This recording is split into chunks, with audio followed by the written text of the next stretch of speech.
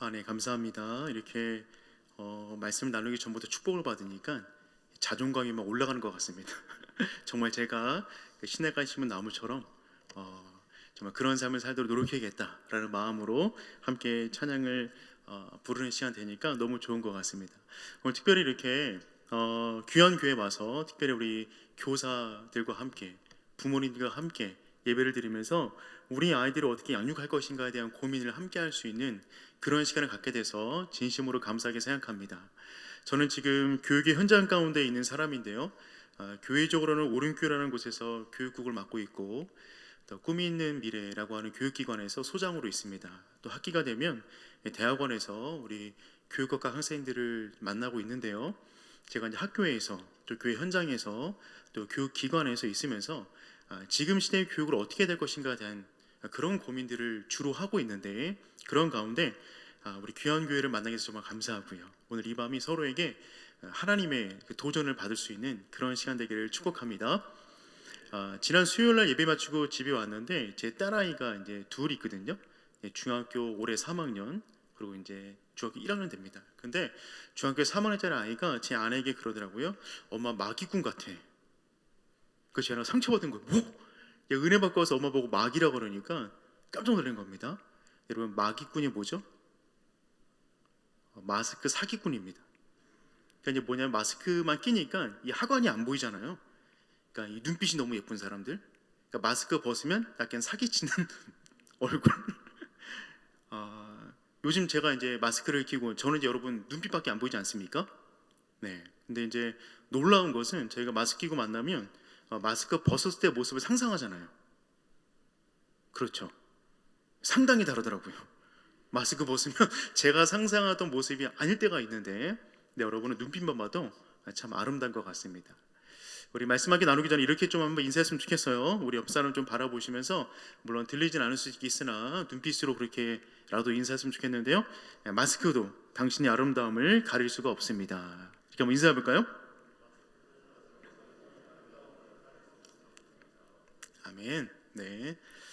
이 땅 가운데 정말 다음 세대를 만난다는 것만으로도, 우리가 교사의 삶을 한다는 것만으로도, 또 내가 한 가정의 가장으로서 또 부모로서 서 있는 것만으로도 우리 정말 하나님 보시기에 정말 아름다운 존재인 줄 믿습니다. 오늘 저는 주어진 본문의 말씀을 가지고 함께 이 시대 가운데 다음 세대를 어떻게 교육해야 될 것인가 하는 부분을 이야기를 나누도록 하겠습니다. 먼저 이런 이야기로 한번 이야기를 시작했으면 좋겠어요. 우리 PPT 한번 띄워주시겠어요? 먼저 이런 이야기로 시작했으면 좋겠는데요. 여러분, 한 부족이 있었습니다.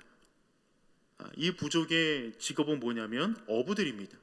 이들은 대대로 자녀들에게 물고기 잡는 법을 알려주었어요. 물고기를 잡아다 준 것이 아니라 물고기 잡는 법을 알려주었습니다. 어떤 물고기를 먹을 수 있는지, 어떤 것은 먹을 수 없는지, 그리고 봄, 여름, 가을, 겨울에는 어떤 고기를 어떻게 잡아야 되는지, 그것들을 잡을 수 있는 도구는 뭔지, 어떻게 요리해 먹는 건지, 어떻게 저장할 수 있는지에 대한 대대로 내려왔던 민족의 지혜를 자녀들에게 알려주었습니다. 잘했습니까? 잘못했습니까? 굉장히 잘했죠. 물고기를 잡아다 준 것이 아니라 물고기 잡는 방법을 알려주었어요. 부모 세대가 떠나도 자녀 세대가 살아갈 수 있을 만한 삶의 지혜와 생존의 지혜를 알려준 것입니다. 굉장히 잘했거든요. 근데 이 부족이 얼마 안 있어서 싹 다 사라졌습니다. 흔적도 없이 사라졌습니다. 왠지 아세요? 강 상류에서 댐을 만들었어요.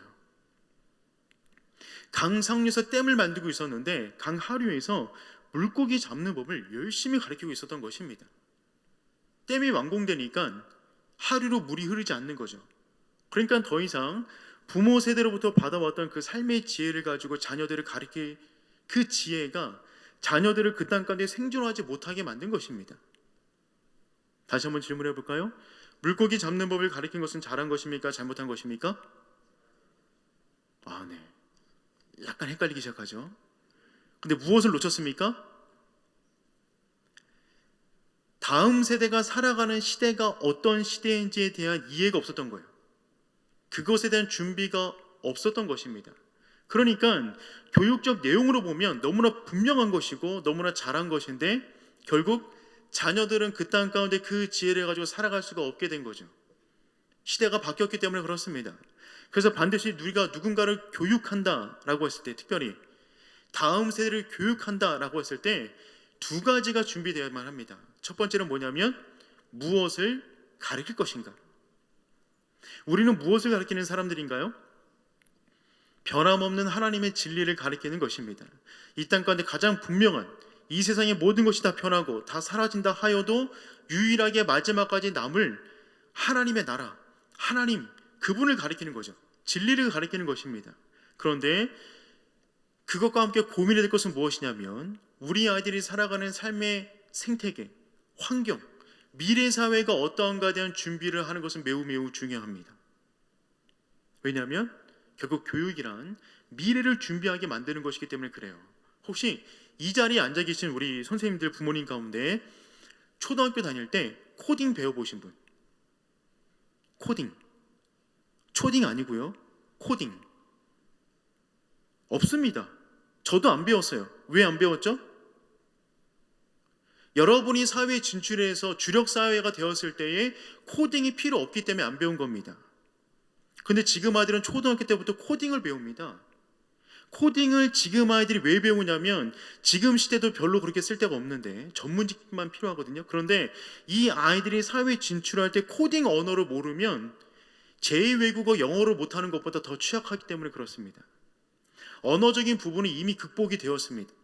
이미 메타버스 환경 속에서 애플이라는 기업을 통해서 영어, 언어적인 측면을 얼마든지 극복이 되었어요. 문제는 뭐냐면 우리 아이들이 살아가는 시대 가운데 코딩 언어를 제대로 모르면 4차 산업 시대 가운데 이 온라인, IT 기반으로 한 사회 가운데 주력 세대가 못 되기 때문에 초등학교 때부터 코딩 언어를 배운단 말이죠. 커리큘럼은 기본적으로 어떻게 짜는 것이냐면 우리 아이들이 지금 필요한 것을 위해서 커리큘럼을 짜는 것이 아니라 이 아이들이 사회에 진출했을 때의 모습을 상상하여 지금의 커리큘럼을 짜는 것입니다. 지금의 교육활동들을 녹아내는 거예요. 그래서 여러분 교육에서는 반드시 두 가지 고민을 하는 거죠. 무엇을 가르칠 거냐, 그리고 우리 아이들이 사회에 진출할 때 모습은 어떠한가, 두 가지를 보고 가르치는 것입니다. 이 두 가지가 항상 준비가 되어야 되는 것이거든요. 여러분 2020년도에 어떤 일이 벌어졌습니까? 엄청난 일이 벌어졌잖아요. 그래서 여러분 교육 그러면 반드시 우리가 두 가지를 염두에 댄다라고 말씀드렸는데 우리 역대상 12장 32절 말씀 다 같이 함께 읽어볼게요. 시작. 이사갈 자손 중에서 시세를 알고 이스라엘이 마땅히 행할 것을 아는 우두머리가 200명이니 그들은 그 모든 형제를 통솔하는 자이며. 시대가 한번 바뀌었습니다. 사울 시대에서 다윗 시대가 되었습니다. 나라가 분열되어 있다가 다윗 중심으로 통일 왕국 시대를 이루었습니다. 시대가 바뀌었어요. 이제 왕이 다윗이 왕으로 즉위식을 하면서 12지파의 리더들이 모였습니다. 축하하기 위해서. 그런데 그 12지파 가운데 가장 적게 모인 지파가 이사갈 지파입니다. 이사갈 지파가 가장 적게 모였는데 그들의 특징을 말해주고 있어요. 특징은 뭐라 그러냐면 이사갈 자손 중에서 시세를 알고. 여러분 시세를 안다는 말은 무슨 말입니까? 이 시대를 아는 거예요. 이 시대가 어떤 시대인지, 이 시대에 대한 지식과 정보가 가득한 겁니다. 굉장히 중요하죠. 그런데 그 다음에 이스라엘이 마땅히 행할 것을 안다.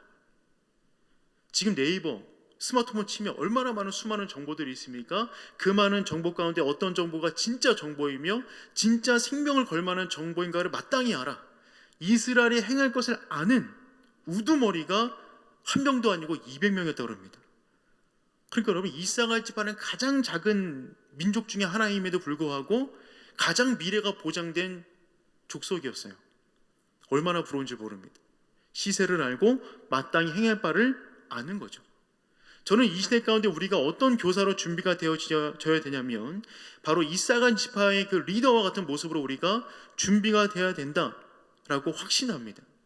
지금 시대는 급변하는 시대가 아니겠습니까? 이 시대 가운데 우리가 아이들을 어떻게 교육해야 될 것인가? 특별히 코로나 상황 가운데 이미 위드 코로나가 거의 되었고 거의 3년째를 맞이하는 이 시점에서 우리가 어떻게 아이들을 교육해야 될 것인가? 여러분 2020년도 그렇지 않아도 한국 사회가 굉장히 주목했던 한 해였어요. 특별히 여러분, 이제 이 말은 세계적으로 가장 유명한 말이 될 거라고 생각이 되어지는데, 현존하는 가장 탁월한 미래학자이죠, 토머스 프리드만, 세계 역사는 BC와 AC로 나뉠 것이다, 이 말을 2020년도 초에 했잖아요. 근데 여러분, 이 말은 바뀌어야 됩니다. 나뉠 것이가 아니라 나뉘었다. 여러분, 이미 세계는 변했습니다. 세계는 바뀌었어요. 지금 우리가 이런 모습으로 예배드리고 있잖아요. 이 모습이 언제까지 갈까요? 누구도 모릅니다. 그러니 여러분, 우리가 어떤 걸 지금 준비해야 되는 것이냐면 이런 걸 준비하는 거죠. 혹시 이 가운데 교사분 계십니까? 혹시 이런 걸 꿈꾸시나요? 2020년 전처럼 우리가 예배를 마음껏 드리고 속으로 보면 활동 활발히 하고, 캠프, 여름 캠프, 동계 캠프를 열어서 아이들 가운데 부흥과 열정과 하나님 만나는 뜨거운 시간을 갖기를 기대하는, 예전처럼 돌아가기를 바라는 마음 있으십니까? 여러분, 그거는 리턴이거든요. 여러분, 리턴은 안 됩니다. 지금 우리는 뭘 준비해야 되냐면 리스타트입니다. 지금부터 새롭게 시작하는 거예요. 누구도 방법을 모릅니다. 누구도 정답이 없어요. 단지 방향만 알 뿐입니다. 우리가 어디로 가야 할 것인가, 그 방향을 가지고 우리가 더듬어 찾아가는 삶을 살아야 됩니다. 특별히 교육은 그러합니다. 지금 시대에 어떤 기관도 교육에 대해서 명확한 답을 내릴 수는 없어요. 사회가 너무 급변하고 있기 때문에. 특별히 기독교 교육은 더합니다. 우리가 어떻게 아이들을 교육해야 될 것인가. 주중에도 거의 3개 이상의 교회의 교육자들을 만나고 이야기하는 시간들을 주로 갖고 있는데, 모든 교육자들이 한결같이 갖고 있는 고민은 뭐냐면 다음 세대 교육과 관련된 고민이에요. 왜냐하면 지금은 진짜 모든 교회가 동일한 출발선에 놓였습니다. 미국 교회든 한국 교회든 아프리카 교회든 도시교회든 농촌교회든 큰 교회든 작은 교회든 전부 다 출발선이 동일해졌습니다. 이제 우리가 어떻게 아이들을 교육해야 될 것인가. 특별히 코로나를 준비하고 맞은 나라와 교회는 없습니다. 닥쳤죠. 그런데 위드 코로나는 준비하고 들어가야만 합니다. 코로나를 준비 없이 맞이했으나 위드 코로나는 반드시 준비하여 우리 아이들을 준비시켜 나가야 되는 거죠. 우리가 아이들을 교육하는 우리가 준비되지 않으면 우리 아이들은 더 많이 방황하기 때문에 그렇습니다. 그런 의미에서 저는 2가지 부분을 오늘 여러분과 함께 나누기를 원하는데, 첫 번째는 무엇이냐면 아이들이 살아가는 이 시대가 지금 어떻게 변하고 있는가, 두 번째는 그런 가운데 우리는 무엇을 어떻게 가르쳐야 할 것인가 하는 부분을 잠깐 이야기를 나눴으면 좋겠어요. 첫 번째, 이 시대가 지금 어떻게 변하고 있냐면요, 여러분 잘 알고 계시겠지만 다음 세대 생태계가 정말 급변하고 있습니다. 가속화가 엄청나게 빨리 일어나는 시대 가운데 우리는 지금 살아가고 있죠. 특별히 어떤 부분에서 그러하냐면 우리 아들이 정말 쪼그라들고 있습니다.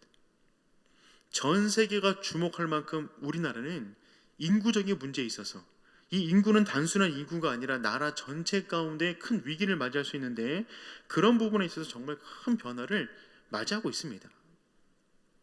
여러분 기억나시나요? 그 옛날에 30년, 40년 전에 우리나라에서 이런 광고가 많이 나왔습니다. 이런 광고.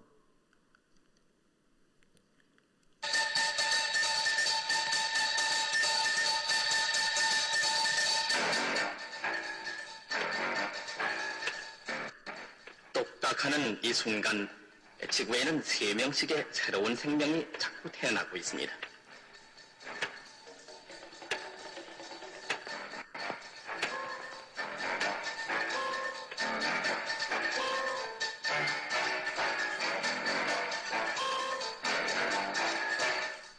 인구 증가율로는 우리나라가 어느 나라보다도 앞서서 거의 폭발적인 것입니다.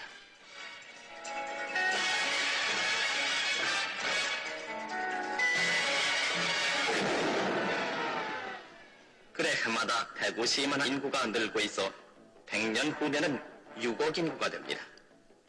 그러나 우리가 먹고 살 땅도 똑딱하는 순간마다 자꾸 늘어야 할 텐데 그렇지는 않고요. 이건 그저 만화라고 웃어넘길 수는 없습니다. 앞으로 자녀들은 알맞게 낳아서 훌륭의 길로 알뜰한 살림을 이룩해야겠습니다. 덮어놓고 나타보면 거짓골을 못 면한다. 가족계획 상담은 여러분의 가까운 보건소에서 무료로 합니다. 덮어놓고 놨다가는 거짓거를 못 면할 줄 알았습니다. 한 해 150만 명씩 늘어났다고 나오잖아요. 40년 전 영상입니다, 여러분. 우리나라가 두 가지 문제 때문에 큰 위기에 봉착할 줄 알았어요. 첫 번째는 뭐냐면 너무 많이 얘기를 하니까 살 공간이 없는 거죠. 두 번째는 그러다 보니까 식량을 구할 수 없어서 굶어 죽든지, 두 가지 문제 때문에 국가가 정말 골머리를 썩다가 이런 것까지 내보냈어요. 가족계획 상담은 가까운 보건소에서 무료로 한다는 말이 무슨 말입니까? 무료로 수술시켜 주겠다는 얘기입니다.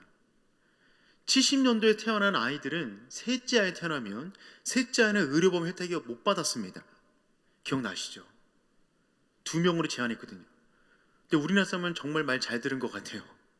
그때부터 정말 급격하게 아이들이 줄더니만 이 정반대의 상황 때문에 고민하게 되는 거죠. 한 해 150만 명이 태어나는 것이 아니라 그거의 5분의 1도 태어나지 않는 상황들이 벌어지게 되었어요. 여러분, 국가에서 특별히 2020년도를 굉장히 주목해서 기다려보고 있었습니다. 언제부터 그랬냐면 2000년도부터 그랬어요. 2000년도. 왜냐하면 2000년도에 태어난 아이들을 보니까 이 아이들이 대학 들어갈 때 그 비율을 보니까 정원을 다 채우지 못할 것 같았던 거예요. 2000년도에 태어난 아이들이 대학 갈 때쯤 되면 몇 년도가 되는 것입니까? 2020년도. 근데 그때쯤 보니까 정원을 다 못 채울 것 같은 거죠. 그리고 국가적으로 참 문제가 되겠는데? 라는 마음에 20년간 260조 이상을 이 문제를 극복하기 위해서 많은 재정을 투입했습니다. 그런데 이 문제는 더욱더 안 좋아지고 있었어요. 그래서 어떻게 했냐면 2015년도에 전 정부에서 저출산 고령화를 위한 제4차 회의를 열었습니다. 그리고 그때 뭘 발표했냐면 지금부터 5년까지가 우리나라 인구 위기 대응의 골든타임이다 라고 외쳤어요. 2015년도에 곳곳에서 뉴스와 신문과 곳곳에서 골든타임이 5년밖에 안 남았습니다라는 기사를 쏟아냈거든요. 그럼 여러분, 골든타임이 얼마나 남은 겁니까? 굉장히 어려운 수학이죠. 2015년도에 골든타임 5년 남았다고 발표했어요. 그냥 어떤 사람이 한 것이 아니라 국가의 모든 전문가가 나와서 내린 결론입니다. 골든타임 얼마 남았죠? 지났어요. 그래서 국가에서 2020년도까지가 골든타임이기 때문에 그때를 준비하기 위해서 정말 많은 노력들을 했습니다. 그런데 2020년도가 딱 터지자마자 누구도 예상하지 못했던 엄청나게 큰 변수가 나타났죠. 코로나. 그 코로나가 이 문제를 확 덮었는데 또한 2020년도에 또 하나의 문제가 올라왔어요. 데드크로스 현상. 그건 뭐냐면 아시겠으나 태어나는 사람보다 죽는 사람이 많은 거예요. 그러면 어떻게 되겠습니까? 인구가 자연 감소하겠죠. 2020년도부터 우리나라는 데드크로스 현상이 벌어졌습니다. 근데 2020년도에 몇 명이 줄었냐면 32,700명이 줄었어요. 여러분 놀래고 있는 거 맞으시죠? 우리나라 인구가 2020년도에 32,700명이 줄었습니다. 웬만한 군 하나 사라진 거예요. 우리나라 작은 군이 7,000쯤 되거든요. 웬만하면 2, 3만, 4만 이렇게 되는데 우리나라 군 하나가 2020년도에 사라졌습니다. 그런데 여기서 멈추는 것이 아니라 앞으로 매년 군 2개씩 사라집니다. 이 표를 보시면 2050년경 2067년 되면 53만 명씩 줍니다. 우리나라 2년 단위 하나로 제주도 인구가 사라지는 거예요. 2020년도 우리나라 합계 출산율이 0.84였습니다. 0.84. 2021년도는 몇이었습니까? 더 줄었어요. 올해는 얼마 될까요? 서영수라고 하는 우리나라 이 문제를 극복하기 위해서 노력하는 부위원장이 있으시는데 그분이 전망하기를 올해는 0.6대로 보고 있습니다. 여러분 지금 2020년, 2021년 서울의 합계 출산율은 0.6대입니다. 이미 서울은 2020년도가 0.84였거든요. 그래서 데드크로스 현상이 벌어졌어요. 그래서 어떤 일이 벌어졌냐면 실제로 2000년도 예상했듯이 2020년도에 대입정원을 다 못 채웠습니다. 몇 명을 못 채웠냐면 17,000명 정도로 못 채웠어요. 이거 언제 알았다고요? 이게 중요합니다. 이거 언제 알았다고요? 2019년도에 안 것이 아닙니다. 2018년도에 안 게 아니에요. 2000년도에 이미 예상했다고요. 예상한 그 일을 2020년도 현상으로 본 것뿐입니다. 이걸 보고 뭐라 그러냐면 오래된 미래, 결정된 미래, 바꿀 수 없는 미래라고 부릅니다. 미래학 가운데 가장 정확한 것이 인구학입니다. 인구는 거의 그대로 떨어집니다. 바꿀 수 없는 미래, 결정된 미래죠. 그런데 2024년이 되면 몇 명이 부족하냐면 뒷자리 빼고 12만 명이 부족합니다. 2024년도 몇 년 남았습니까? 바로 코앞입니다. 이 일은 더욱더 가속화될 거예요. 그런데 이게 왜 무섭냐면 이런 거죠. 저는 특별히 기독교 교육 쪽에 있는 사람이기 때문에 제가 기독교 교육 쪽으로 한번 적용해 보도록 하겠습니다. 데드크로스 현상이 벌어졌을 때 2020년도가 우리나라 2만 7천 명, 27만 명이 태어났다고 말씀드렸는데 27만 명. 그러면 저 대상이 전부 다 유아부 대상입니다. 유아부. 교육부서로 보면 유아부입니다. 그러면 우리나라 전체 복음화율은 몇 프로입니까? 한 17% 됩니다. 17%. 그런데 20세 이하 다음 세대로 보면 복음화율이 얼마나 될까요? 5%가 안 넘습니다. 5%가 안 넘습니다. 기관마다 다르지만 어떤 분은 10%좀 된다라고 말씀하지만 실은 통계로 보면 5%가 안 넘습니다. 3% 이하로 보는 기관들도 많이 있어요. 그런데 5%라고 본다면 그 5% 다음 세대 가운데도 가장 적은 비율은 대상이 어딜까요? 영아부입니다. 왜냐하면 영아부는 스스로 걸어 나올 수 없잖아요. 그러니까 영아부 아이가 나오려면 부모가 나와야 돼요. 그러니까 전체 구성원 가운데 영아부가 가장 적어요. 그런데 어쨌든 영아부 비율을 5%로 보겠습니다. 5%. 그러면 2020년도에 태어난 아이들, 그 아이들은 지금 몇 살이죠? 3살입니다. 정확히 영아부 대상이죠. 영아부를 4세까지 본다 그러면 3살이면 거의 조금 있으면 유아부로 올라갈 나이입니다. 그러면 5%, 2020년도에 27만 명 태어났는데 그 가운데 5%가 예수 믿는다. 그러면 몇 명이 예수 믿게 되는 거죠? 굉장히 어려운 방정식이라 우리의 머리로 잘 계산이 안 되니까 10%로 보겠습니다. 10%. 10%면 원래 퍼센트의 2배 이상을 잡은 거예요. 거의 3배를 잡은 건데 10%로 보면 몇 명이 예수 믿는 겁니까? 2만 7천 명. 지금 잘 따라오고 계신 거 맞으시죠? 2만 7천 명. 이 퍼센트는 현존하는 퍼센트의 2배 이상 잡은 겁니다. 그러면 우리나라 교회는 몇 개입니까? 통계로 잡힌 것만 7만 개입니다. 그러면 한 교회당 아이가 몇 명 들어오는 거죠? 3명당 1명도 못 들어옵니다. 지금 현재의 일입니다. 3명당 1명도 못 들어와요. 근데 이 퍼센트는 2배 이상 늘려놓은 겁니다. 정확히 말하면 6개 교회당 1명도 못 들어옵니다. 지금 영아부의 실태입니다. 그래서 전국 교회 가운데 영아부 없는 교회가 80% 이상입니다. 아이들이 있어야 영아부를 만들죠. 죄송한데 혹시 영동중앙교회 영아부 있습니까? 감사합니다. 제가 지난주에도 한 1000명대 되는 교회를 갔는데 그 교회도 영아부 없습니다. 제가 지난주에 한강변을 끼고 있는 1000명대 교회 2군데를 방문했는데 두 군데 전부 다 영아부가 없습니다. 영아부가 아이가 있어야 만들죠. 그럼 볼까요? 2년이 더 지나갑니다. 그러면 유아부가 없는 겁니다. 2년이 더 지나가요? 유치부가 우리나라 전체 교회 가운데 80% 이상이 없는 겁니다. 2020년도부터 시작됐으니까 2030년가 되면 한국교회 취학부의 전체 교회의 80%는 없는 겁니다. 2040년도 되면 청소년부의 80% 이상은 없는 겁니다.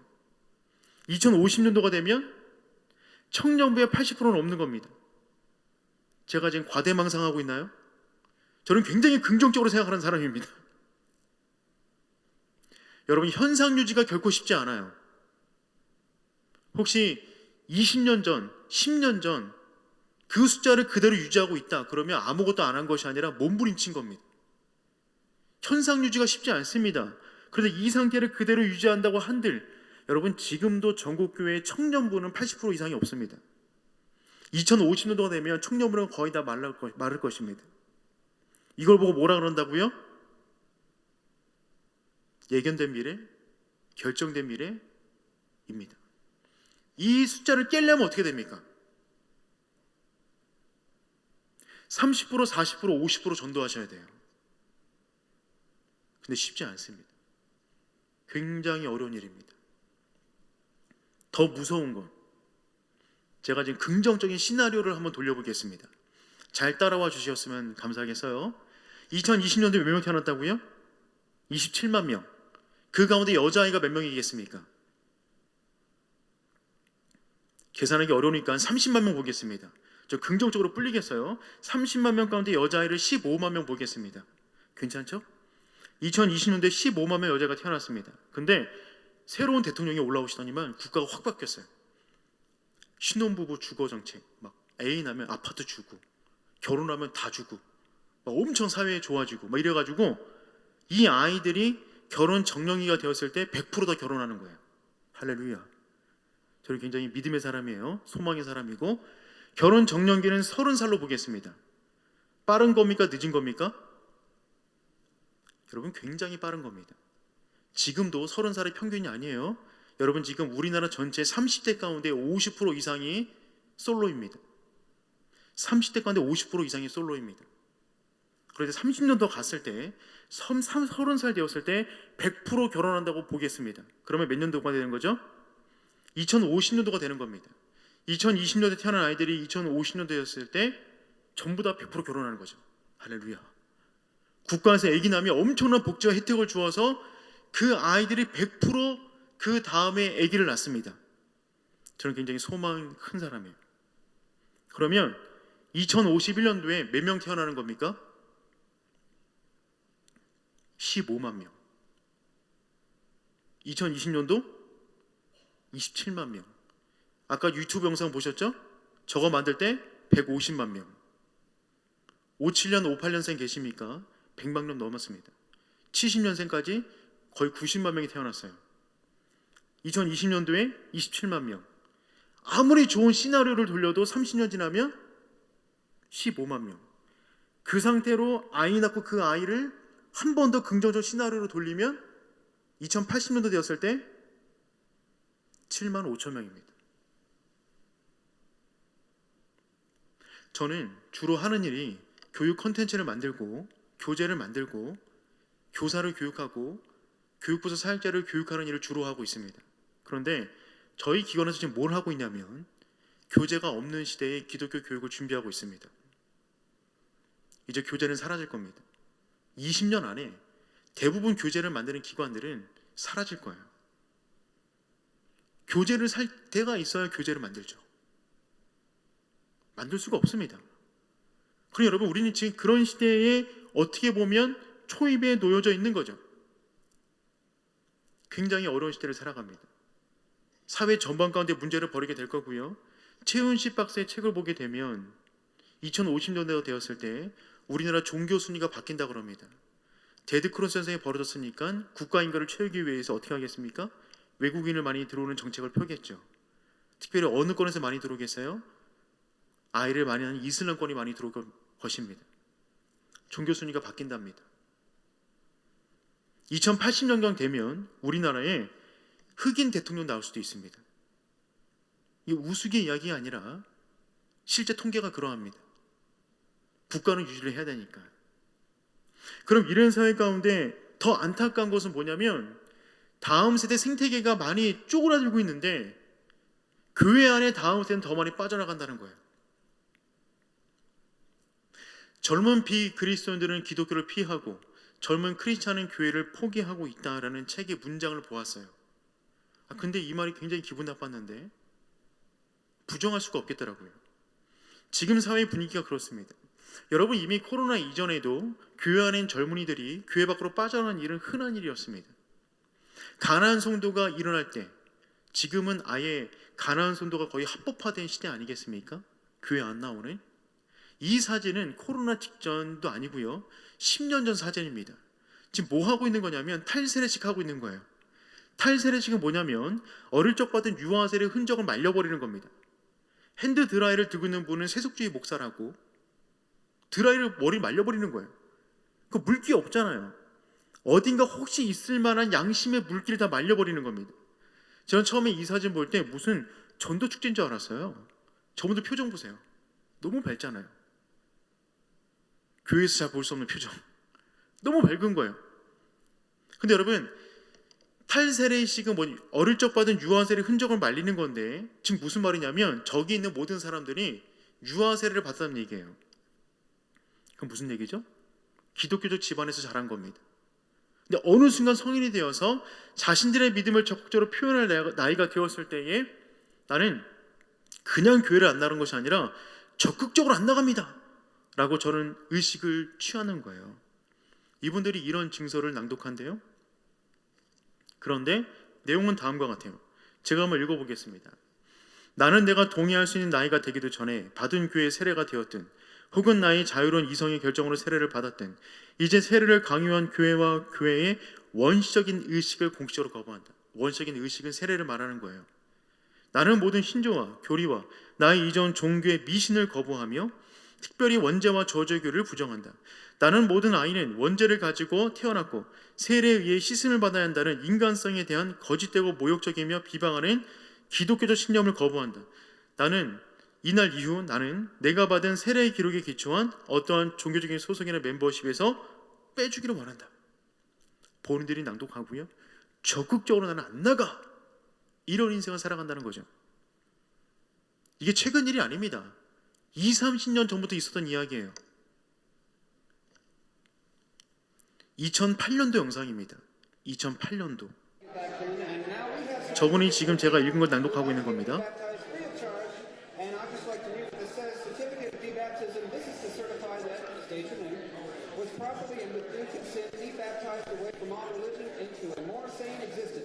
The debaptism ceremony took place at the 2008 Texas Free Thought Convention on Sunday, October 26, 2008 at St. Louis Hall in Austin, Texas. Let it be known to all that this person is now proudly secular, reasoning, and reality-based. So, that being said, 분위기를 느껴보세요. 분위기.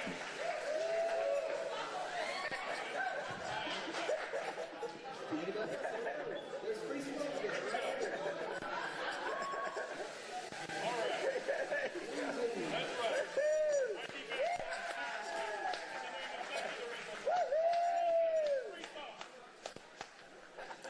계속 보면 정말 답답합니다. 30분이 넘는 영상인데요, 유튜브에 탈세를 친 내자를 치면 이런 거 수백 개가 뜹니다. 제가 보던 것은 2008년도 영상이에요. 지금 미국의 UCLA를 중심으로 하여서 유수한 대학의 정원에서 저런 걸 합니다. 블레스피민데 신성 모독의 날을 정해놓고 공개적으로 저런 의식을 치러요. 무슨 이야기입니까, 여러분?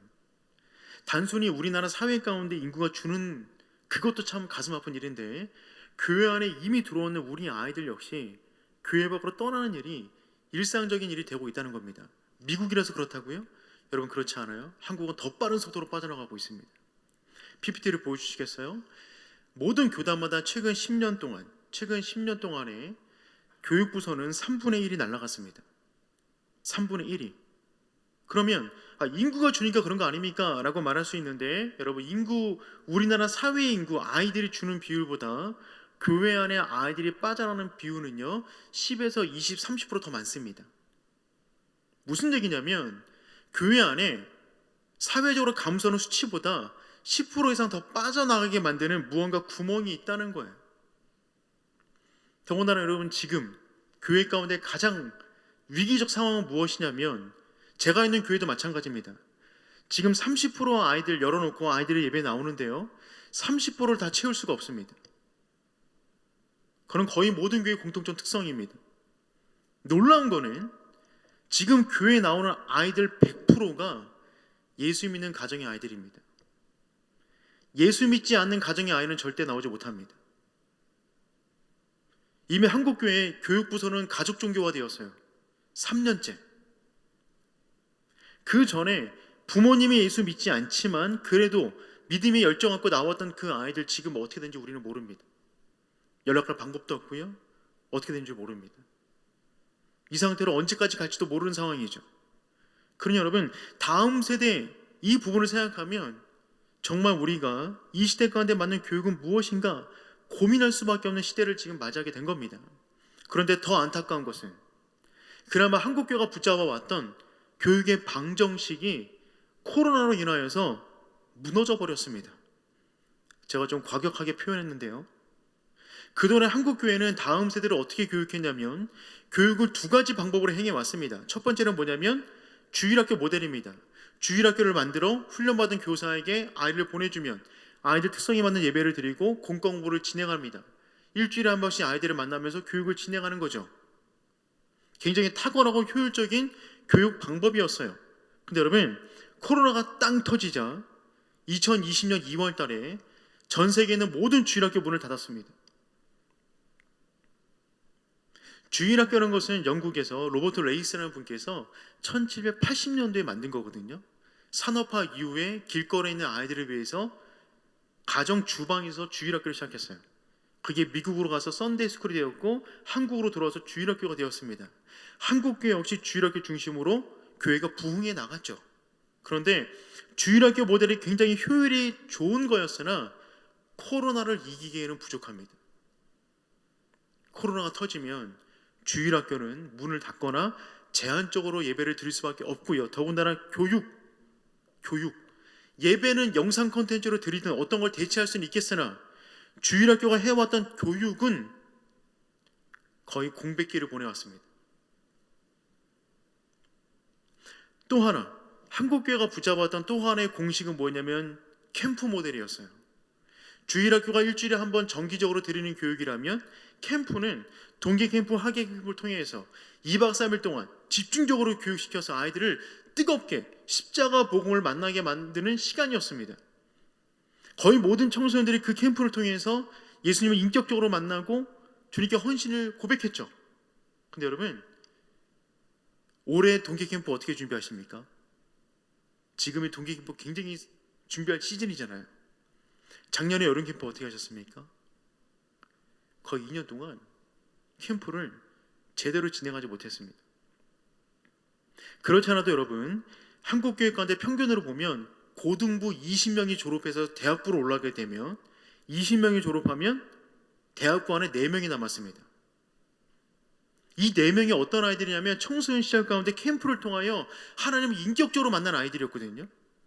그러니 여러분, 2020년, 2021년, 2022년도에 대학부로 올라가는 아이들의 영적 건강 상태가 저는 굉장히 걱정스러워요. 주일학교 모델과 캠프 모델 외에 우리가 붙잡고 있었던 한국교회가 해왔던, 아니 세계교회가 해왔던 교육 모델이 또 뭐가 있나요?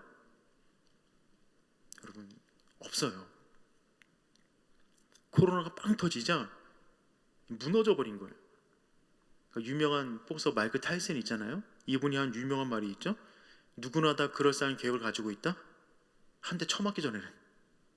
그러니까 이분과 싸우기 전에 나름대로 전략을 가지고 나오는데 링 위에서 이분 별명이 핵주먹이잖아요. 한 대 빵 맞으면 뭐 전략이고 뭐고 그냥 다 쓰러진다는 거예요.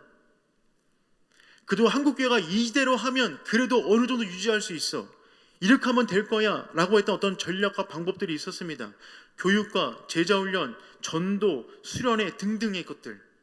코로나 링 위에 딱 올라가자 그 모든 게 스톱돼 버렸어요.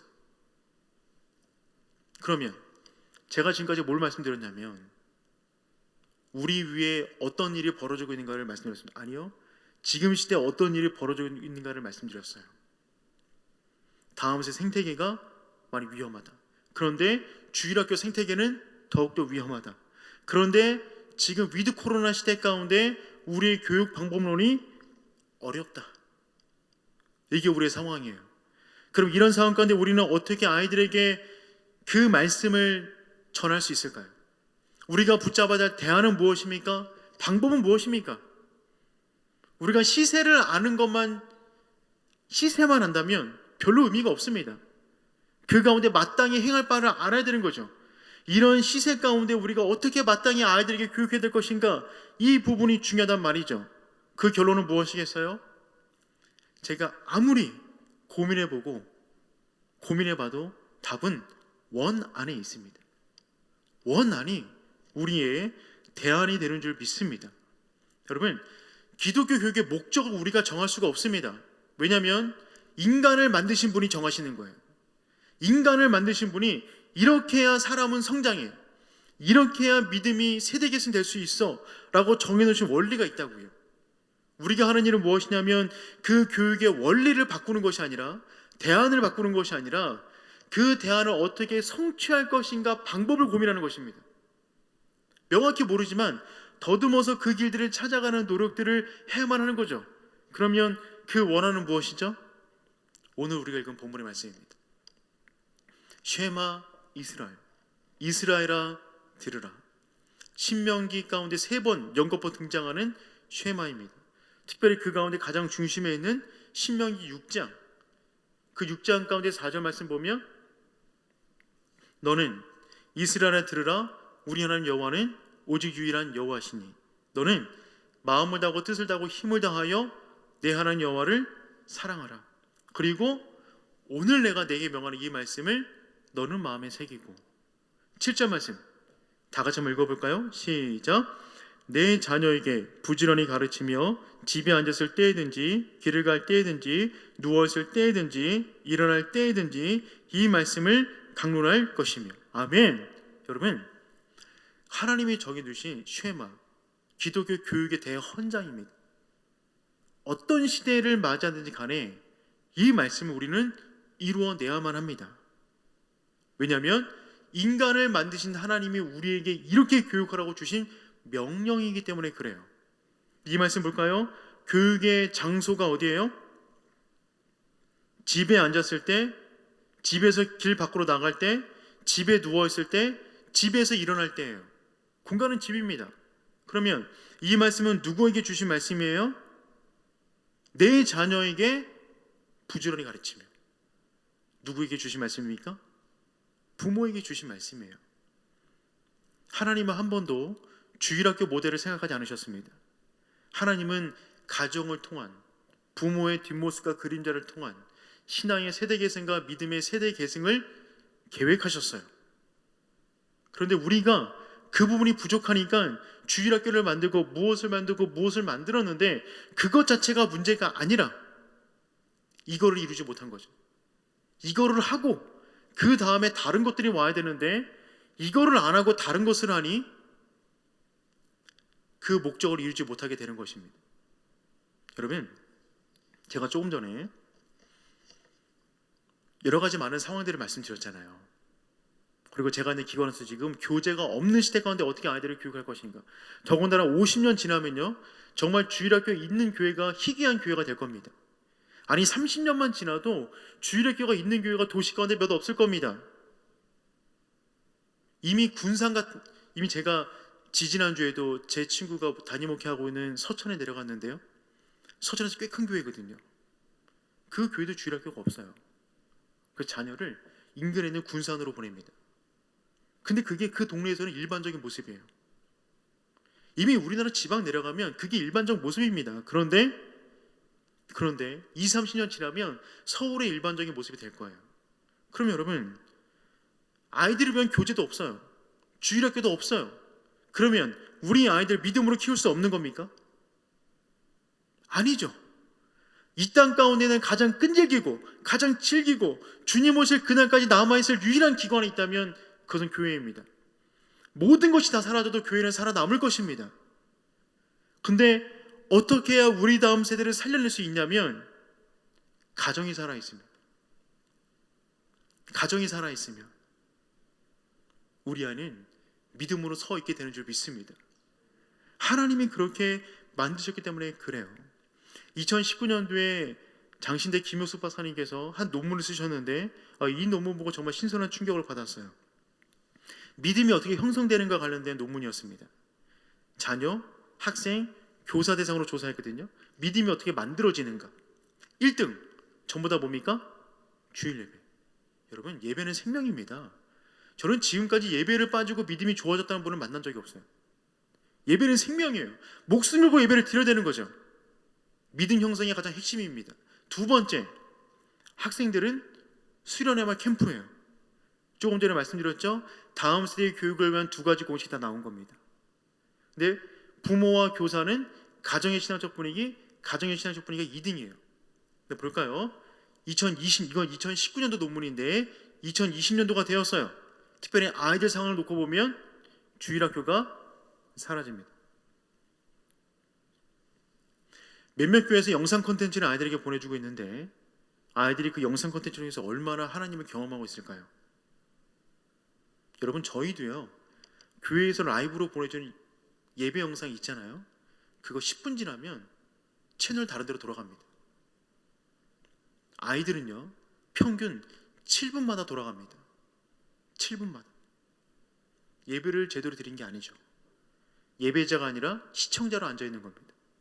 그러면 2등, 캠프 역시 사라집니다. 2년간 캠프를 제대로 드리지 못했어요. 그러면 뭐만 남았습니까? 가정의 신앙적 분위기, 가정의 신앙적 분위기, 가정의 신앙적 분위기만 남았어요.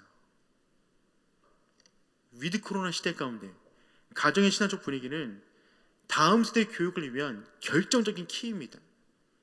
이것이 위드 코로나에서 그런 건 아니에요. 하나님이 원래 정해주신 원리가 그러합니다.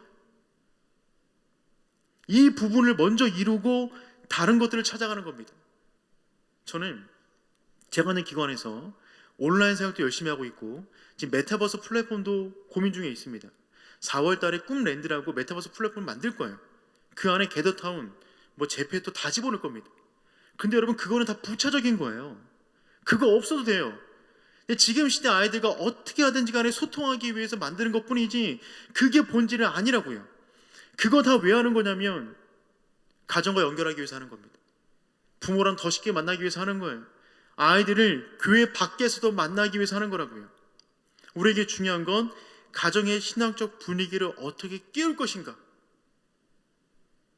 이 가운데 혹시 교사분들 계시잖아요. 우리에게 주어진 사명은 무엇이냐면 그 아이 한 명에게 집중하는 것이 아니라 그 아이가 살아가는 가정을 품는 겁니다. 진짜 그 아이를 사랑한다면 그 아이가 살아가는 가정을 품으셔야 돼요. 그 부모와 함께 하셔야 돼요. 아이들이 적어도 가정 안에서 믿음으로 살아갈 수 있도록 여러분이 도와주셔야 돼요. 그게 위드 코로나 시대 가운데 교사의 가장 첫 번째 되는 교사 역량입니다. 모세는 가나안 땅을 들어가기를 원했어요. 하지만 모세는 들어가지 못했습니다. 그 광야 가운데 외쳤죠. 이스라엘아 들으라. 우리 하나님 여호와는 오직 유일한 여호와시니 너는 마음을 다하고 뜻을 다하고 힘을 다하여 내 하나님 여호와를 사랑해야 돼. 집에서 자녀에게 부지런히 가르쳐야 돼. 핏대를 세우며 외쳤어요. 사람들은 말합니다. 그렇게 하겠습니다. 그리고 사람들이 가나안 땅 가운데 들어갔죠. 그러자 어떤 일이 벌어졌어요? 분위기가 심상치 않게 되었어요. 여호수아 광야 시대를 마치고 가나안 땅 시대를 들어갔는데 여호수아가 죽을 때 남겼던 유언입니다. 마지막에 보면 너희가 섬길 자를 오늘 택하라. 오직 나와 내 집은 여호와를 섬기겠노라. 이 말을 왜 했겠어요? 여호와를 안 섬기는 사람들이 나왔기 때문에 그런 거예요. 너 자녀들을 가리켜야 돼 라고 했는데 그게 안 된 거예요. 그러니까 가나안 땅에 들어가서 여호수아가 죽는 그 순간에도 이 말을 외칠 수밖에 없었던 거죠. 그리고 여호수아 24장에서 한 장이 넘어갑니다. 그러면 사사기 1장이죠. 사사기 1장에 보니까 분위기가 심상치 않아요. 므낫세가 벳산과 그에 딸린 마을들의 주민과 다하락과 그에 딸린 마을들의 주민과 돌과 그에 딸린 마을들의 주민과 어떤 지역과 그에 딸린 마을들의 주민가가 쭉 나오다가 주민들을 쫓아내지 못함에 가나안 족속이 결심하고 그 땅에 거주하였더니 어떤 일이 벌어진 것이냐면 가나안 땅에 들어가서 모든 이방인을 내쫓아야만 했습니다. 왜냐하면 그곳은 하나님 나라의 현존의 그림이었기 때문에 그래요. 그런데 이스라엘 백성이 여호수아가 죽자 다른 참신한 아이디어를 내기 시작했어요. 그건 뭐냐면 야야 시대가 바뀌었잖아. 지금이 어떤 시대야? 지금이 어떤 시대에 우리가 전쟁을 벌이냐? 모세 죽었고 여호수아 죽었어. 시대 바뀌었어. 그러면 이렇게 해보자. 그들을 내어 쫓는 것이 아니라 그들과 전쟁하느라고 피 흘리지 말고 그들을 그냥 살게 해. 대신 조공을 받자. 그러면 걔네도 살리고 우리도 돈 벌고 좋은 거잖아. 굉장히 그럴싸한 합리적인 아이디어를 냅니다. 그런데 그들이 살다가 결혼하게 되고 한 가정을 이루게 되니까 그들이 결심하고 그 땅에 거주하게 되는 일이 벌어져요. 그리고 한 장이 넘어가면 어떤 일이 벌어지냐면 그 유명한 다른 세대가 등장합니다. 여러분, 다른 세대는요, 하루아침에 등장한 세대가 아니에요. 그 세대는 어떤 세대냐면 그 이전 세대의 어떤 부분 때문에 생겨난 세대입니다. 이 본문 말씀 가운데 세 가지 세대가 등장해요. 첫 번째는 여호수아의 세대, 여호수아를 중심했던 세대. 두 번째는 여호수아가 죽은 다음에 그들을 이어받은 7절 말씀 보니까 여호수아 뒤에 생존한 장로들, 여호수아 이후에 리더십을 가졌던 장로 세대를 중심으로 한 세대. 두 번째 세대는 그 세대들의 자녀 세대입니다. 그 자녀 세대가 되니까 어떤 세대가 되었다고요? 다른 세대가 되었다. 다른 세대가 되었다. 저는 이 부분을 의자 비유를 들어서 한번 설명해 보도록 하겠습니다. 브루스 위킨스라는 목사님이 계시는데 그분이 쓴 유명한 책 가운데 영적 도약의 비밀이라는 책이 있어요. 그 책 가운데 의자 비유를 말하고 있는데 저는 그 의자 비유를 가지고 와서 이 본문과 한번 접목시켜 보겠습니다. 여러분, 하나의 의자는 하나의 세대를 의미합니다. 첫 번째 세대는 어떤 세대라고요? 여호수아의 세대. 두 번째 세대는 흔히 말하는 장로들의 세대입니다. 통칭 그렇게 부릅니다. 여호수아 이후에 리더십을 잡은 장로들의 세대. 세 번째 세대는 그들의 자녀 세대입니다. 근데 자녀 세대가 되었을 때에 어떤 세대가 등장했다고요? 다른 세대가 등장했다. 다른 세대 특징을 두 가지를 말하는데 첫 번째는 뭐냐면 여호와를 알지 못하며. 진짜 몰랐을까요? 왜 몰라요? 매일 예배를 드리는데 토라를 암기하는데 어떻게 몰라요? 근데 성경에서 안다 모른다는 어떤 의미예요? 지성적으로 안다는 것이 아니라 생애적으로 아는 거죠. 인생을 통하여 경험으로 아는 것을 안다라고 말하잖아요. 근데 이들은 머리로만 안 거예요. 하나님이 그랬었어 그래. 할아버지 세대는, 부모님 세대는 그랬었대 라고는 이야기만 들은 거죠. 다른 세대. 그러면 첫 번째 세대 특징은 뭐냐면 각 세대마다 특징이 있습니다. 별명이 있어요. 첫 번째 세대 특징은 뭐냐면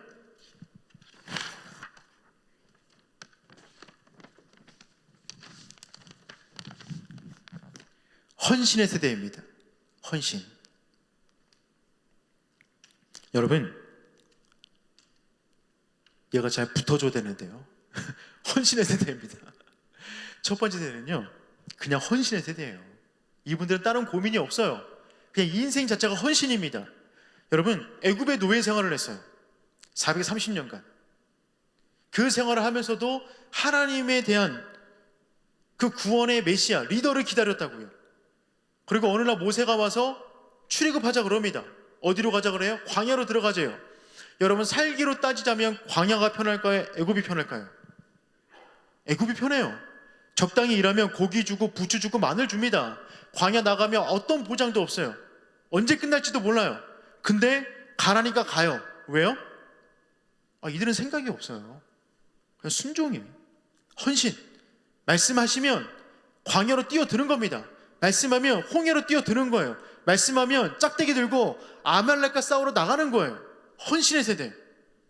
이들의 삶의 중심, 인생의 중심, 자녀 교육의 원리, 재정 사용의 원리, 노후 준비, 그 모든 것의 중심에 누구를 둡니까? 하나님을 모십니다. 그리고 본인들의 위치는 어디예요? 삶의 위치는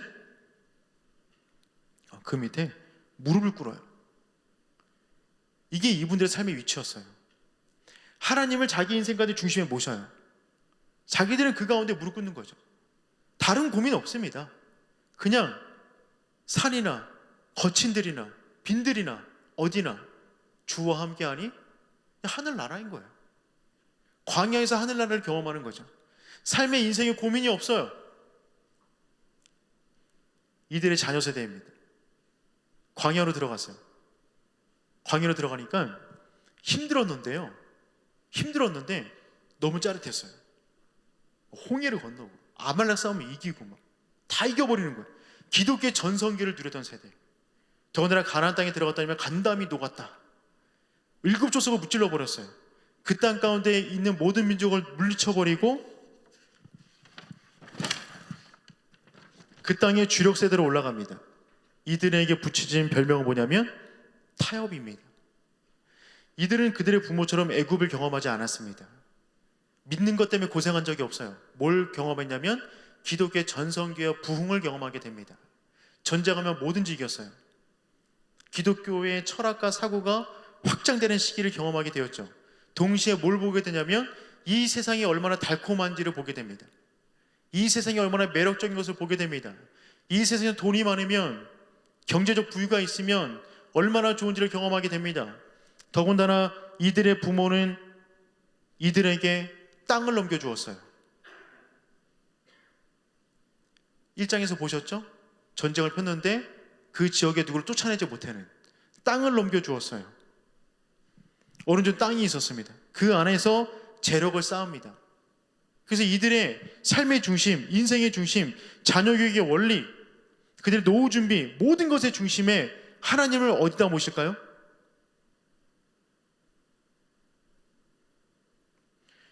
부모 세대처럼 밑에 꿀차니 용기가 안 납니다. 세상이 너무 좋은 거예요. 그거 위험해 보이는 겁니다. 그런데 중심에 들어오자니 미안한 거죠. 하나님을 믿으니까. 그래서 어떻게 하냐면 살짝 거듭났습니다. 이러고 앉아 있어요. 제가 지금 어때 보입니까? 엉덩이에 엄청 힘주고 있습니다. 인생이 피곤해요. 삶이 피곤해요. 매일 저울질하는 겁니다. 어떻게 될 것인가? 완전히 떠나자니, 하나님을 믿고 완전히 헌신하자니 너무 두렵고, 이 세상에서 얻을 것이 더 많은데 이거 포기할 수 없을 것 같으니 놓지를 못하는 겁니다. 늘 머리가 복잡하죠. 늘 머리가 힘들어요. 그래서 이들이 그들의 자녀에게 그래서 많은 경제적인 부를 쌓습니다. 자녀들에게 부를 넘겨주었어요. 땅도 넘겨주고 부도 넘겨주었어요. 세 번째 세대에 다른 세대가 등장했죠. 이 세대의 특징은 하나님을 알지 못하고 하나님이 이스라엘을 위해서 행하신 일도 알지 못하였더라. 이들은 대립의 세대입니다. 이들은요, 그들의 부모처럼, 그들의 조부모처럼 믿음 때문에 고생할 적도 없습니다. 애굽을 경험한 적이 없어요. 홍해를 건넌 적이 없어요. 더군다나 그들의 부모처럼 기독교의 전성기를 경험한 적도 없습니다. 싸움은 이겼다고요?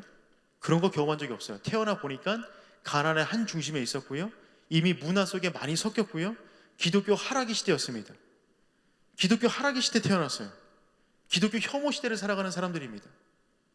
이들의 인생의 중심, 삶의 중심, 비전, 그들의 가치관 전체 가운데 하나님은 어디에 모실까요?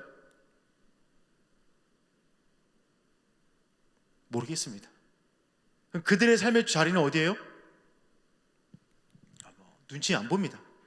그냥 앉는 거죠. 하나님 어디 있어요? 하나님 어디 있습니까? 모르겠습니다. 일주일에 한번 성전에서 듣기는 합니다. 놀라운 걸 이들도 알고 있어요. 이 자리에 앉은 분들도 알고 계세요. 자신들이 이 성전을 벗어나면 일주일에 한 번도 하나님을 찾지 않는다는 것을, 자신의 사회에 들어가면, 캠퍼스에 들어가면, 가정에 돌아가면 한 번도 하나님과 인격적 교제를 누리지 않는다는 것을 이 자리에 앉은 모든 사람은 다 알고 있습니다. 혹은 부모를 따라 기독교 문화 가운데 성장했기 때문에 일주일에 한 번 교회에 나온다는 것은 머리로는 알고 있는지 모르겠으나 그 하나님을 인격적으로 경험해 본 적이 없는 거죠. 그냥 머리로 그랬었대. 하나님이 성경책 안에 글자로 갇혀져 있는 겁니다. 여러분, 이 세대가 한순간에 태어난 세대가 아니라 그 윗세대의 어떤 모습 때문에 넘어온 거예요. 이스라엘에 들으라. 우리 하나님 여호와는 오직 유일한 여호와시니 너는 마음을 다하고 뜻을 다하고 힘을 다하여 내 하나님 여호와를 사랑하라. 여기서 말하는 너, 그 너가 누구냐면 자녀가 아니라 부모거든요. 부모 너가 정말 뜨겁게 사랑해야 돼. 그러면 자녀들이 집에서 너가 살아가는 모습을 통해서 하나님 그렇게 믿는 거구나 이런 것을 배우게 될 거야. 근데 첫 번째 세대 부모들은 자녀에게 고생시키고 싶지 않아서 땅을 넘겨주었고요. 두 번째 세대는 더 안정적인 경제를 넘겨주었는데 그 모든 것을 다 가진 다음 세대가 하나님을 모르게 된 거죠. 우리나라 상황과 똑같습니다. 초기 기독교 우리 조부모 세대들 밥보다 예수였습니다. 밥보다 예수. 무조건 예수였어요. 저도 생각해보면 정말 뜨겁게 예수님을 믿으셨어요. 하나님에서 헌신한 세대들. 믿는 것 때문에 온갖 고통을 다 당했지만 얼마나 기쁨이 충만한지 모릅니다. 간증거리가 수두룩한 세대. 이분들이 정말 열심히 일해서 자녀들만큼 열심히 공부시키기를 원했죠. 흔히 말하는 X세대, 그 윗세대 분들, 우리나라 40, 50대의 그룹들, 나름대로의 부흥, 기독교의 전성기를 경험했습니다. 서울시청에 빌리그레엄 목사님 오시면 엄청나게 많은 인원들이 모였어요. 성경책 들고 다녀도 전혀 부끄럽지 않았던 시절. 지금 혹시 성경책 큰 거 들고 다니시는 분 계시나요? 우리 아이들 절대로 그거 못합니다. 거의 선교사 영성 아니면 성경책 들고 아이들이 어디 못 갑니다. 자녀들에게 정말 잘 살기를 원해서 가진 교육과 부와 많은 걸 넘겨주었어요. 흔히 말하는 3세대, 어떤 세대입니까? 알파 세대 이후. 우리가 흔히 교회에서 가르쳐야 되는 고등부 이하 아이들, 이 아이들은 그들의 조부모처럼 믿는 것 때문에 고통당하지도 않았습니다. 기독교의 전성기를 경험하지도 않았어요. 태어나자마자 어떤 시대였냐면 기독교 하락이었습니다. 2000년 이후로 기독교가 하락하고 있잖아요. 사회적으로 혐오의 대상이고요. 드라마, 영화, 매체 가운데 기독교가 등장하면 항상 비아냥과 조롱의 대상으로 등장합니다. 그런 시대 가운데 애국과 같은 시대, 바벨론 같은 시대에 있어서 믿음으로 살아가는 이 아이들을 믿음의 세대로 키우려면 어떻게 되겠습니까? 여러분, 2000년 전이나 지금이나 똑같습니다. 메타버스 시대, 4차 산업 시대라고 다른 교육 방법이 통하는 건 아니에요. 하나님의 원리는 분명합니다. 하나님은 기성세대의 변화를 통하여 다음 세대를 변화시키길 원하십니다. 기성세대가 변화되지 않았는데 다음 세대가 변화된다고요? 그런 일은 일어나지 않습니다. 일어나죠. 하나님은 모든 일을 다 하실 수가 있으니까. 근데 여러분, 정말 희귀한 일이 될 수 있습니다. 예를 들어 볼까요? 여러분이 만약에 교사이시고 부모이신데 이 자리에 앉아 계십니다. 그러면 우리 아이들이 어느 자리에 앉게 되겠습니까? 이 자리에 앉아 계신 분이 성경을 가르쳐요. 그럼 우리 아이들은 어느 자리에 앉겠어요? 절대로 이리로 못 갑니다. 기독교 진리는 그래요. 누가 어떤 정보를 잘 가르치냐가 문제가 아니라 그대로 살아가느냐를 보고 배우는 거거든요. 그렇게 살아가지를 않는데 그렇게 말을 한다고 아이들이 변한다고요? 절대로 그런 일이 일어나지 않습니다. 우리가 이 자리에 앉아 있어요. 우리 아이들은 어디로 가겠습니까? 절대로 이 위로 가기는 쉽지 않습니다. 그러니 여러분, 다음 세대를 회복시켰다는 그 말은 구호로 되지 않습니다. 마음 먹는다고 되지 않아요. 분명합니다. 자리 싸움이에요. 자리 싸움. 여러분 앉은 자리 있죠? 그 뒤에도 요 세 개 중에 하나 붙어 있습니다. 본인만 모릅니다. 우린 다 알고 있어요. 누군가와 차 한잔 마시면 그 차가 식기 전에 그분과 대화하는 가운데 그분의 눈빛과 언어와 행동과 표현을 통해서 이분이 헌신의 분인지 타협의 분인지 대립의 분인지 우리는 대본 압니다. 눈에 보이지 않으나 가장 잘 보여요. 첫 번째, 우리의 자리를 결정하셔야 돼요. 기성세대인 여러분, 여러분의 자리는 어디입니까? 우리의 자리는 어디에겠습니까? 제가 많은 부모님 만나고 선생님 만나는데 정말 놀라운 거 뭐냐면요, 이 자리에 앉는 걸 굉장히 두려워하세요. 이 자리에 앉으면 세상 왕따 된 줄 압니다. 굶어 죽는 줄 알아요. 여러분, 이 자리에 앉아야 됩니다. 누가 책임지는 자리입니까? 하나님이 책임지는 자리예요. 이 자리가 얼마나 위험한지 모릅니다, 여러분. 외줄타기 하는 거예요. 인생을 어떻게 도박에 겁니까? 하나님의 손에 우리 인생을 맡겨야죠. 이 자리가 가장 분명한 자리이며 이 자리에서 말씀이 선포돼야 그 말씀이 화려하지 않아도 영혼을 뒤바꾸는 겁니다. 우리 자리를 결정하셔야 돼요. 두 번째, 여러분이 아이를 가르치고 있습니까? 여러분 교사입니까? 부모입니까? 여러분이 맡고 있는 그 아이를 어느 자리에 앉히시겠습니까? 결정하셔야 돼요. 우리는 어떤 자리에 앉을 목적으로 아이들을 만나고 있는 겁니까? 지난주에 아이를 만났다면 어느 자리에 앉히려고 그 아이를 만나고 교육하셨습니까? 결정하셔야 돼요. 근데 우리가 자꾸만 이쯤 어디다가 아이들을 앉히려고 그래요.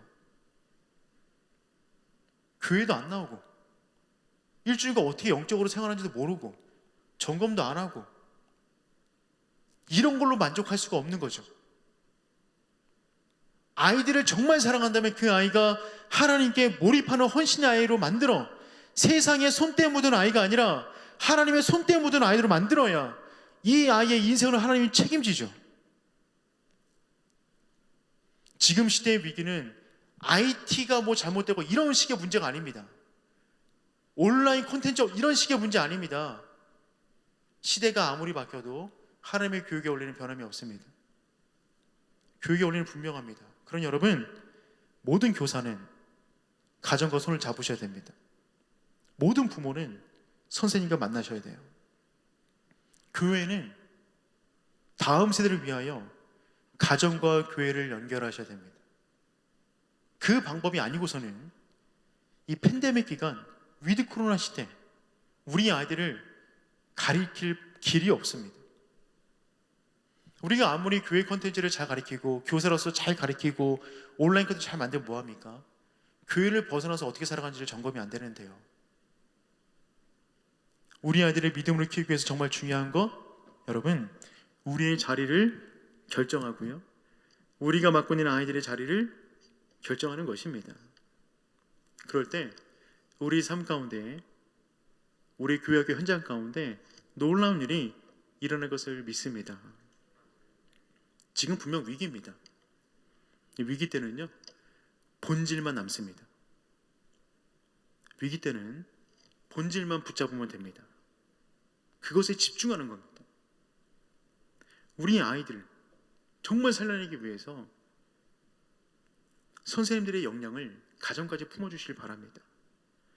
이 아이들의 일상생활에 대해서 여러분 관심을 가져주세요. 한 선생님 만났는데 그분이 이런 얘기를 하시더라고요. 너무나 힘든 시기였는데 아이를 10분 만났대요. 10분.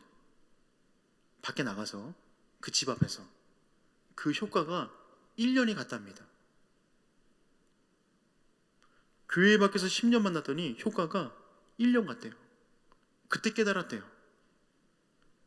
교회 안에서 뭔가 잘 되려면 교회 밖에서 뭔가가 있어야겠구나. 우리도 그렇잖아요. 교회 안에서만 만나는 관계가 있습니다. 별로 친하지 않습니다. 교회 밖에서도 만나고 연락해야 진짜 관계가 되는 거죠. 우리가 아이들을 이 시대 가운데 아이들을 인격적으로 정말 하나님께서 원하신 형상으로 만들기를 원한다면 우리 사역의 지형이 더 넓어져야 됩니다.